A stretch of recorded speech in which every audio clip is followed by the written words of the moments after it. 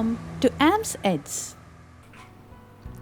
In this map session, we shall cover a few topics like marking the important cities in India, the pass, the standard meridian, and the distribution of population.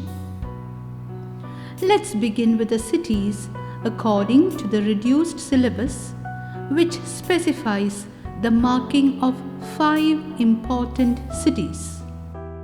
When we learn to mark the cities, we shall make references to the curves and constrictions in the rivers or the national borderlines or coastlines to help us get an idea of the location of each city.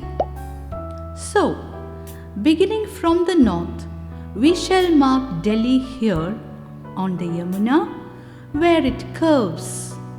We can fix this location with reference to the end point of the western border of Nepal and the Sutlej river where we have an M-shaped constriction.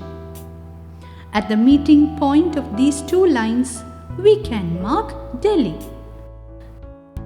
Just at the confluence of the rivers Ganga and Yamuna, we shall mark the city of Allahabad, where passes the standard meridian.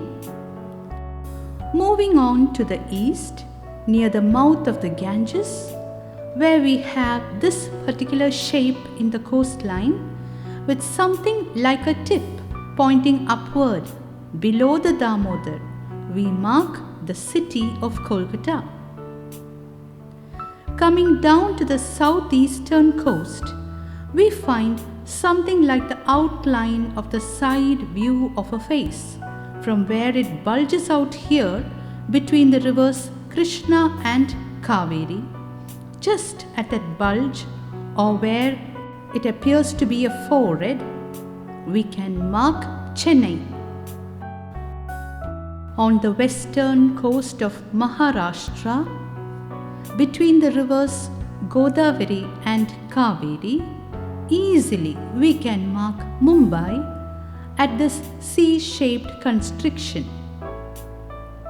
I hope that the markings of the cities was helpful. According to the reduced syllabus, we have to learn to mark the Karakoram Pass that lies here at the northern border of Jammu Kashmir, where we find this depression. At the lowest point, we mark it with this symbol and name it. Next, we shall look at how to mark the standard meridian 82 degrees 30 minutes east, which shows us the Indian Standard Time IST. Let's make our reference points here.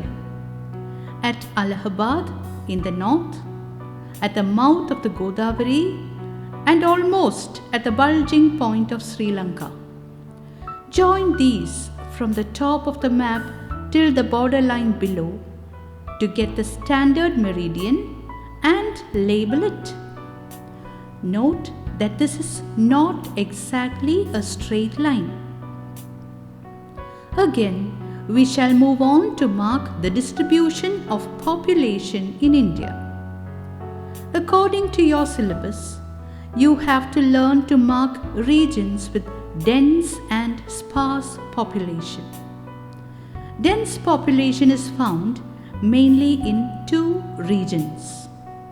In the north, we mark it here where we find the fertile river plains. In the south, we mark it in Kerala. So, learn to mark according to the question as usual. Sparse population can be marked in 3 regions. In the north, we can shade Jammu Kashmir and label it. In the northeast, we shade it here in the hilly region of Arunachal Pradesh, Nagaland, Manipur and Mizoram. And If you are asked to shade a sparsely populated region in the northwest, we can shade the region of the Thar Desert. It's just two more topics that remain to be learnt in map marking of India that shall be covered in the next session. Bye.